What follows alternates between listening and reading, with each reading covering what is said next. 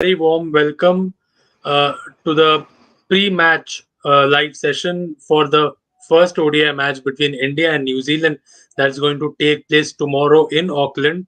And to discuss more on this, I am being joined by my colleague Akash Biswas. Akash, a very warm welcome to you. Thank you, Saket. Thank you so much. Yeah, just quickly, we'll just discuss what's gonna be India's probable 11, because now we have Rishabh Pant also in this middle order. Earlier, Rishabh Pant used to take break in the ODI matches, but now since we are gonna build up to the 2023 ODI World Cup, we'll have Rishabh Pant in there, but also present is Sanju Samson. So how are you going to accommodate these two in the playing 11? Well, for me, it's always a dilemma, because since now we are heading into the ODIs and Rishabh Pant is there as a vice captain. So, what will this management do? Will they drop their vice captain in place of someone like Sanju Samson, who is always there in the trends, like why he's not playing, why he's not playing? We are coming into this series after the conclusion of the T20Is, and we saw on social media what happened. The fans were furious because he didn't get a chance. So yes, if to provide that depth in the batting lineup, the team India, the team Indian team management wants to take a chance. It will be a great risk to take, but I don't think so, because I mean, I don't see Rishabh Pant getting dropped from the first ODI in Auckland. Yeah, and just speaking about our opening, Shubman Gill, Shikhar Dhawan. Now these two pair has got three ODI centuries together. I mean, they have a 100 plus run stand in last 8 ODI games. How do you see our opening, faring in these windy conditions in New Zealand? Yeah, they have been doing a brilliant job, because whatever ODIs we have seen before this T20 World Cup, mostly the seniors were rested, and in their absence, the onus was on these two guys to to give that much needed balance, which wasn't at least expected in when the seniors are not around. But these two didn't let that happen. They provided that much needed balance, and as you said, those 100 and partnerships, they have been brilliant. And in fact, it's a great combination of young and experienced guys. uh, uh, um, Shikhar Dhawan comes after so much of experience. We know him as the scorer in the ICC trophies, but uh, ICC championships. But what happens in the bilaterals? He gets slower. He slows down his batting, the way he bats. But when he has a partner, someone like Shubman Gill, he's young, energetic. Then that energy, then that enthusiasm get channelized, and the results is all in front of us. So yeah, it's a great I mean, opening pair, if this squad is concerned. And yes, there once again the dilemma will be there when the senior returns, what we are going to see in the Bangladesh series. But yeah, but as of now, it's a great opening pair. Yeah, we'll just quickly move into the our bowling lineup, because this is a different bowling lineup. Remember, we have got Deepak Chahar and Shardul Thakur.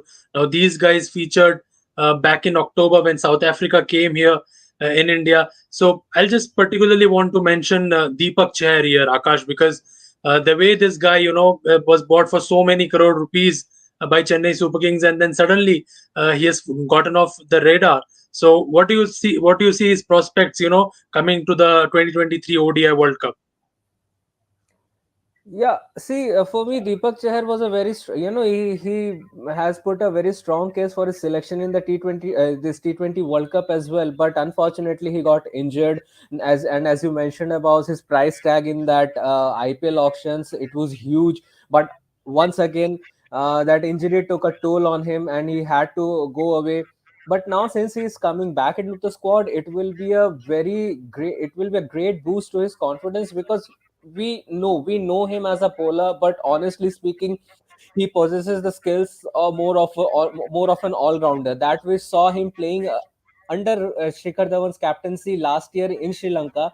When the team needed someone to go out there and play, he just delivered with a half century. So these kind of characters, if there is there in a player, then I think he will be most welcomed in this setup. And Deepak Chahar comes with that promise, and obviously we will see him. I mean, most likely he's going to make it in the playing 11 what now we are seeing on the screen. Yeah, yeah. As you mentioned, as we can see on the screen, just a tricky question for you, Akash. We have got three spinners now: Kuldeep, Chahal, and Washington Sundar. What I am guessing is that India is going to play only two of them. Who do you think is going to sit out for tomorrow's match? See, if you ask for my opinion, then I would say when you have a Shardul Thakur in the lineup, then I think it will be it will be an easier task for the management to, get away from Washington Sundar. They can bench him, and obviously, if they bench him, they are left with two options: Yuzvendra Chahal and Kuldeep Yadav. And I don't think we need to speak much about them, because what they collectively have done in the past, that's a statement in itself. So yes, for me, if you ask about the spin combinations, then I would like to hand the spin responsibilities to Yuzvendra Chahal and Kuldeep Yadav. And if we speak about having an all-rounder in the lineup, then yeah, we have Shardul Thakur, who can cover all the bases. Yeah, yeah, that's a very valid point, Akash. Now let's move on to New Zealand. The hosts have been, unlike India, this is the same team they are playing. Kane Williamson hasn't, much proved himself. Obviously, he's a great cricketer, but recently his recent performance as a captain is quite questionable, and yet he continues to lead the side in ODIs. My question to you is, how do you see this playing 11 the New Zealand has? Do you see them making much changes, because we have got Matt Henry coming as well?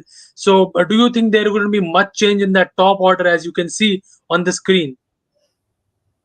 Uh, uh, in my opinion, I don't see any changes, because as far as the lineup is concerned, they look pretty much well set.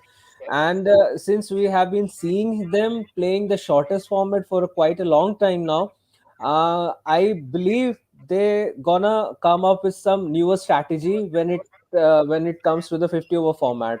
And since it's going to be a preparation ground for them also in the what would we say, in the uh, uh, for the a preparatory ground for the upcoming T20 50 over World Cup, which is going to happen next year in India. So going by that point of view, yes, they need to come up with some good strategies. And since you spoke about Kane Williamson, yeah, the focus will be on him, because his form hasn't been that promising in the recent times. He has been in and off color, but I see him. I think when the format changes, the mentality, the mindset also changes. And since they are not having two of their key players in Martin Guptill and that left arm pacer, I'm once again forgetting his name. Trent Bolt? Is it Trent Trent Bolt? Bolt, exactly, Trent Bolt. So in absence of these two guys, they have to come up with something who can fill up for them. And yes, since they are playing at home, the stakes will be always be high.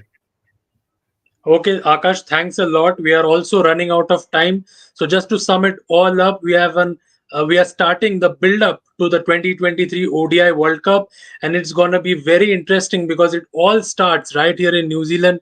India's record in New Zealand is not that great. Last time we lost here 3-0. So India has a point to prove themselves. But as far as our pre-match discussion is concerned, that's all we have for you. Hope you'll join us. Till then, keep watching Cricket Next.